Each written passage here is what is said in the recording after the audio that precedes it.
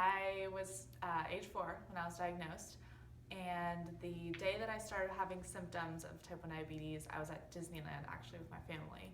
I wanted an ice cream, and after that I was just constantly needing to go to the bathroom, super thirsty. My mom knew something was off, and it was just getting so bad the next few days, so I went to the doctor, and from there he instantly knew it was diabetes. And first diagnosed in the hospital, we had a diabetes educator come in and a registered dietitian, and she educated both my family, both my parents and me. I think it was almost easier for them to help me with my diabetes at that age because I was still able to communicate, and they were already going to have their eyes on me, and I was already going to be supervised at school.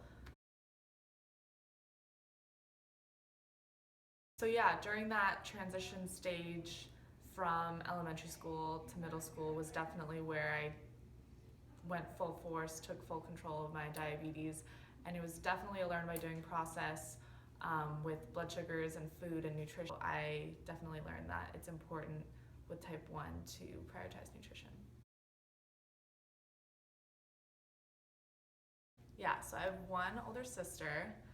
She's 2 years older, so we're very close in age.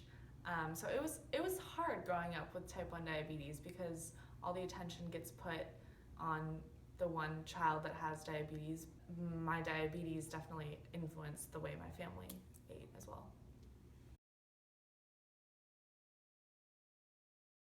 I primarily use this continuous glucose monitor, but typically this is attached to my body at all times, somewhere on my abdomen, and it has a little like catheter-like sensor right underneath. It's like a thin, and that's wirelessly sending my blood sugar readings to the screen. So at any given moment, I can just look down, press a button, and see where my blood sugar is at. And not only that, but I can see it on a continuum, and I can see if I'm dropping gradually or if I'm like plummeting.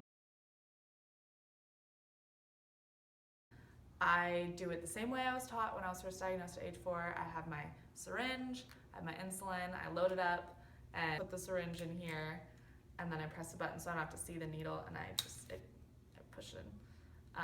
And I do this I do it every time I eat, and then once at night I give my Lantus or like my baseline insulin, so I do it around like 4 or 5 times a day. But if you were to spend a day with me, you would realize how much it influences all my activities. So like in the morning, first thing I do is check my blood sugar, give myself insulin, eat breakfast, realize an hour late, I look at my CGM, how's that breakfast affecting me? Do I need to give a correction? I do that. If I want to work out, I have to be at the perfect blood sugar before I work out, or else I'm gonna tank or I'm gonna go too high. Yeah, so when I go low, I just feel so weak. I have to stop everything and make sure that I get that glucose because I can feel my body a lot of times like just shutting down.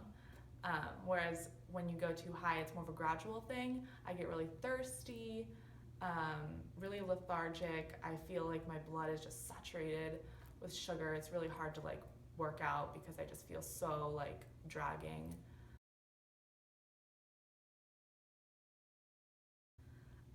I would say this is like my best friend. That sounds really sad.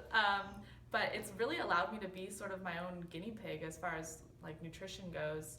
I'm able to eat something and literally watch it, how it's being broken down in my body. So I've been able to like sort of guess and check with what foods I work better with. I try to stay a little bit more low carb. Foods I definitely avoid would be like regular soda, because I can just have diet soda. If I really want a cookie, I'm gonna eat a cookie, you know, like, and I'm just gonna give myself insulin for it because at the end of the day, like, it's all about moderation.